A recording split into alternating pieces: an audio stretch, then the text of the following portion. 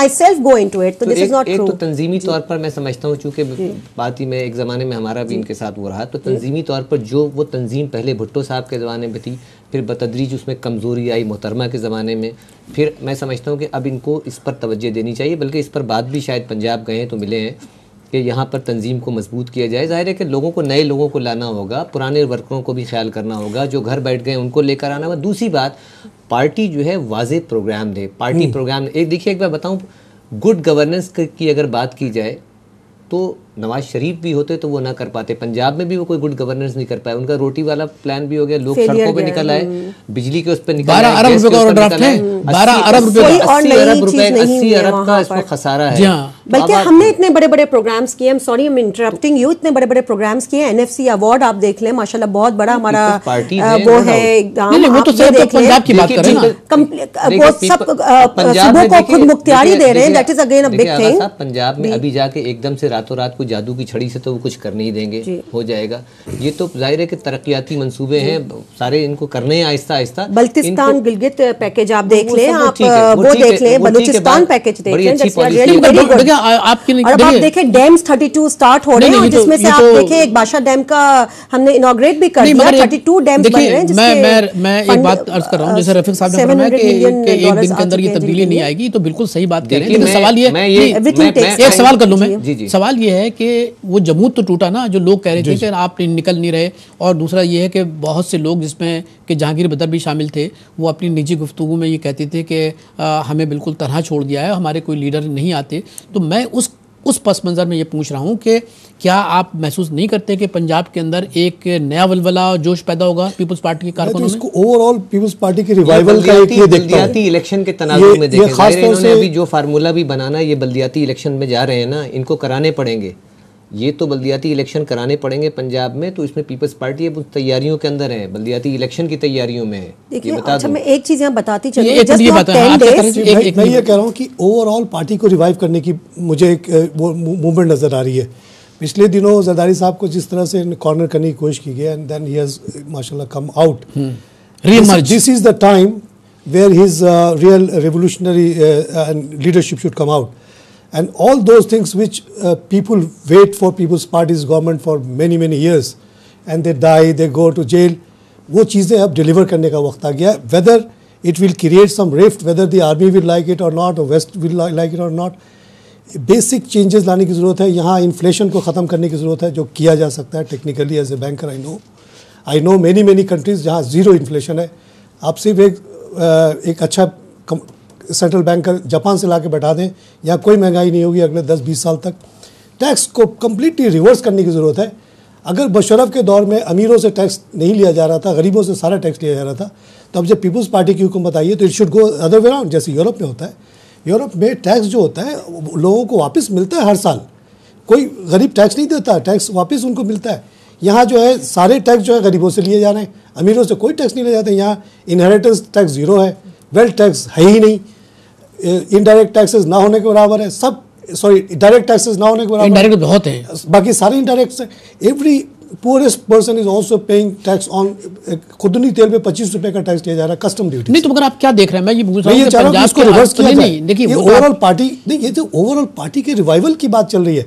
सिंध में जो उन्होंने किया, ये तो कहते हैं बल्दियाती इंतखाबात के लिए कोशिश की जा रही है। कोई बात नहीं है, आई डोंट थिंक सो। बल्दियाती के बाद कल को फिर नेशनल असेंबली के भी इलेक्शन आएंगे, वो सब के लिए आपको तैयार करना पड़ेगा। एक दिन में थोड़ी आप कह देंगे कि जरदारी साहब जो है वो एक ही जगह नहीं आए। आप देखें, इससे पहले सिंध आए थे, कराची में 7 डेज स्टे था, अब इसके बाद वो लाहौर गए, इसके बाद इनका जो प्रोग्राम है फैसलाबाद जाने का है, इसके बाद और दूसरे प्रोविंसेस में जाएंगे लाइक MWFP एंड बलूचिस्तान। तो he is going to each and every province, meeting the people, और वहाँ के लोगों के मसले सुन रहे हैं। और अगर उन्होंने एक चीज बहुत अच्छी कही है, आप देखें उसमें उन्होंने कहा है कि मैं अपने मिनिस्टर्स को भी यहाँ पर बाउंड करूंगा कि अगर आपकी कोई चीज की सुनवाई भी नहीं हो रही तो आई एम देयर और उसकी सुनवाई होगी। तो this is what the confidence he is giving to everyone. तो नहीं आप इस तरह से क्यों सोच रहे हैं कि कुछ नहीं हो रहा? इससे पहले भी हुआ है, इनकम सपोर्ट प्रोग्राम जो था वो लोगों को ही मिला है, सब हमारे फॉर्म्स जो मिले हैं। आज भी आप देखें अखबार में इतनी सारी नौकरियां आई थी पुलिस की जो मिली है, कारकुनों को तो हम दे ही रहे हैं, इसके अलावा अवाम को भी हम दे रहे हैं। इनकम सपोर्ट दे रही है आप, मैं आपको 4-5 चीजें कहता हूँ, इस पे से टैक्स खत्म कर दें, आवाम को फौरन रिलीफ मिल जाएगा। खुदनी तेल पे आप 25 वैसे ही लोग कहाँ देते हैं, इतनी मुश्किल से तो हम ले रहे हैं रहे टैक्स, अगर टैक्स अगर दे देते तो मेरा ख्याल है इस मुल्क का ये हाल नहीं होता। आप टैक्स लेना, आप तो टैक्स तो लेना नहीं मसला, टैक्स इनसे लेने की वजह से तो कितने प्रॉब्लम्स आ रहे हैं हमें। जीएसटी इनडायरेक्ट टैक्सेशन है जो वर्स्ट काइंड ऑफ एक्सप्लॉइटेशन है। आप किससे ले रहे हैं? आवाम से ले रहे हैं। आप सैलरीड पर्सन से टैक्स लेते हैं, नहीं उनको टैक्स देखने कोई सवाल है। आप देखिए जो इंडस्ट्रीज बिल्कुल सब देते हैं, मैं I my self is educational, मेरा स्कूल है, my self is paying tax. आप कैसी बात कर रहे हैं?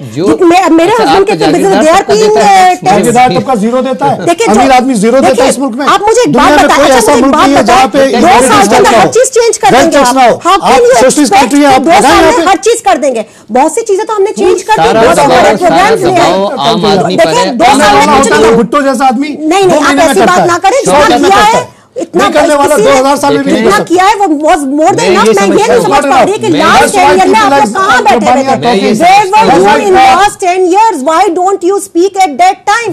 अगर आपने अगर कहा होता तो आज प्रॉब्लम्स में जो मुल्क और हमने इस वक्त जो मुल्क को बचाया है और लेके निकाल रहे हैं और मुसीबतों से, वो ये नताइज किस लिए दिए थे? ये बताइए रफीक साहब, आप don't expect that Rome can be build in the day.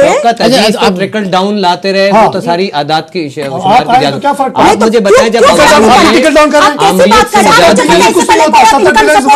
मुझे इतने सालों से क्या मिला है? कर दिया आम आदमी को क्या मिला है? जो इतनी महरूमियों में था, नहीं तो आप उसकी तारीफ करें। वो 1 साल में कोई नहीं करके दिखा सकता। आधे घंटे से तो तारीफ कर रहे हैं, अब आप असली बात पे आ जाए।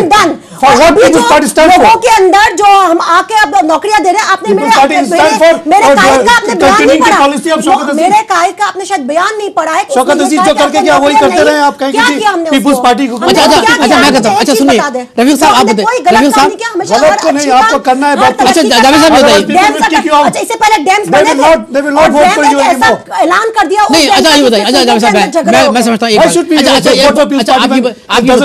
ये बताइए, मैं ये नहीं आप ये बताइए, आप मुझे बताइए, आप 3-4 चीज अभी कर सकते हैं, 1 मिनट लगता है इसको। अच्छा बताइए नवाज शरीफ साहब, अच्छा चलिए नवाज शरीफ साहब और शहबाज शरीफ साहब, जब उनको मालूम था कि प्रेसिडेंट साहब वहाँ तशरीफ ला रहे हैं, पंजाब में लाहौर में आ रहे हैं, और यह है कि वो दोनों चले गए, आप क्या समझते हैं कि उनको किसी पाकिस्तान के किसी बड़े अहम मुक़्तदर इदारे ने भेजा है कि खुद ब खुद चले गए? ये पार्ट ऑफ रिकंसिलिएशन है। नहीं रिकंसिलिएशन से क्या मुराद? देखिए ना, वो अब ये उनके टेरिटरी में आप जा रहे हैं, वहाँ टकराव होता, उन्होंने कहा चलो भाई हट जाओ, इनको भी मौका दो। भाई सदर साहब ने तो इस पर बड़ा अच्छी बात कही, बहुत प्यारी बात, उन्होंने कहा कि भाई इत्तेफाक है, उन्होंने कहा उनका पहले से प्रोग्राम बना होगा, पहले से टाइम दिया होगा, सारी चीजें होंगी, ऐसा नहीं। लेकिन अब ये कि छोड़िए इस बात को, चले गए। वी डोंट वांट सदर साहब का जो मगर अच्छा आप क्या आप क्या समझते हैं? देखिए मैं बताऊं, मफामत वगैरह जो हम समझते हैं कितनी मफामत है पाकिस्तान में, 62 साल से जो फिक्र है, नहीं जो 65 साल से पाकिस्तान में जो फिक्र है वो लड़ाई की है, तसादुम की है, लड़ जाओ मर जाओ। आप क्या समझते हैं कि पंजाब के जियाले अब ज्यादा फाल हो जाएंगे? क्या ख्याल है? देखिए मैं आपको बताऊं, देखिए जितने भी हम लोग हैं, ठीक है, we were waiting for our Quaid, ठीक है, हमें पूरा एतमाद है पंजाब की बात करें और हर जगह पर वो भी हमारे कारकुन है। आप पंजाब ले लें, अच्छा फाल हो जाएंगे। He is the president of the whole. चलिए हम ब्रेक लेते हैं, फिर मैं आपसे आता हूं ना, थोड़ा सा ब्रेक लेते हैं और ब्रेक के बाद हमारी गुफ्तगू जारी रहेगी। सवाल ये है जो मैंने कौसर से पूछा था कि कौसर ये बताइए कि क्या उनके इस दौरे से पंजाब के जो पीपल्स पार्टी के जियाले हैं, जो खामोश थे, उदास थे, फिक्रमंद थे, उनको कोई पूछ नहीं रहा था, तो क्या वो दोबारा फाल होकर पीपल्स पार्टी के झंडे को सर बुलंद करेंगे? ये मेरा हमसे सवाल था। वक्फे के बाद मैं फिर आपके पास आऊँगा और हम इनसे यही सवाल करेंगे। हमारे साथ रहिएगा।